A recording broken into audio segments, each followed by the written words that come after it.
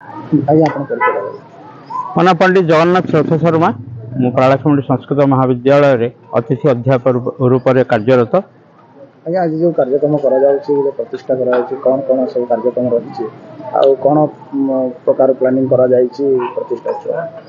100 ବର୍ଷରୁ ଉର୍ଦ୍ଧ୍ୱ ପୁରୁଣା ଏହି ବନଦୁର୍ଗା ମନ୍ଦିର, ଯେଉଁଟାକି ରାଜରାଜୁଡ଼ା ସମୟରୁ ଭୋଇ ପର୍ବତ ତଳେ ସ୍ଥାପନା ହୋଇଥିଲା, ତାର ଗତ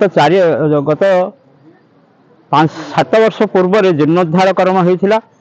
ଗତ 31 ତାରିଖରୁ ଏଠି ପ୍ରତିଷ୍ଠା କାର୍ଯ୍ୟକ୍ରମ ଆରମ୍ଭ ହୋଇସାରିଲାଣି।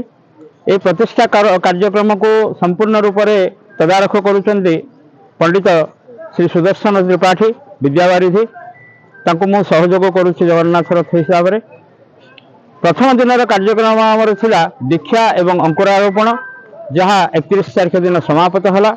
ଗତକାଲି 1 ତାରିଖ ଦିନ ଆମର ବନଯାଗ, ଶାରଳା ଗଛକୁ ଇନ୍ଦ୍ର ଇନ୍ଦ୍ରାଣୀ ପ୍ରତିମା ତିଆରି କରିବା ପାଇଁ ନିମନ୍ତ୍ରଣ କରାହୋଇଥିଲା ଏବଂ ଜଳଯାଗ ହୋଇଥିଲା। ଆଜି କର୍ମାରମ୍ଭ ହେବ। କର୍ମାରମ୍ଭ ହେଲା ପରେ ବରଣ ପରେ ସୂର୍ଯ୍ୟାର୍ଘ୍ୟ ପରେ ଶାଳା ପ୍ରତିଷ୍ଠା ଏବଂ ପାର୍ବତୀ ଅଗ୍ନି ସ୍ଥାପନ ଆଜିର କାର୍ଯ୍ୟକ୍ରମ ରହିବ। ଆସନ୍ତାକାଲି ଅଧିବାସ, ଜଳାଧିବାସ, ଧାନ୍ୟାଧିବାସ ଏବଂ ରତ୍ନ ମୁଦ୍ରଣ କାର୍ଯ୍ୟକ୍ରମ ରହିବ ଏବଂ ରାତିରେ ଦେବୀଙ୍କର ପ୍ରାଣ ପ୍ରତିଷ୍ଠା ହେବ। 4 ତାରିଖ ଦିନ ଦେବୀଙ୍କର ନଗର ପରିକ୍ରମା ହେବ ଏବଂ ଦେବୀ ତାଙ୍କର ସ୍ୱଗୃହରେ ପ୍ରବେଶ କରିବେ। ପୁରାତନ ପ୍ରତିମା ମଧ୍ୟ ନିଜର ଆସ୍ଥାନ ଗ୍ରହଣ କରିବେ ଏବଂ ପାର୍ବତୀ ଅଗ୍ନିଙ୍କର ପୂର୍ଣ୍ଣାହୁତି ହୋଇ ଯଜ୍ଞ ସମାପନ ହେବ।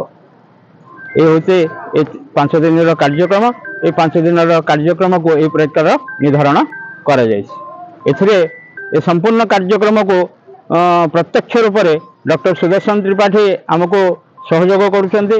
ଆଚାର୍ଯ୍ୟ ରୂପରେ ସନ୍ତୋଷ ତ୍ରିପାଠୀ, ବଟକୃଷ୍ଣ ମହାପାତ୍ର, କାମଦେବ ପାଢ଼ୀ, ଜିତେନ୍ଦ୍ର ପଣ୍ଡା, ଆଉ ପାରଳାଖେମୁଣ୍ଡିକୁ ନୂଆ କରି ଆସିଛନ୍ତି ବିଘ୍ନେଶ୍ୱର ଭାଇ।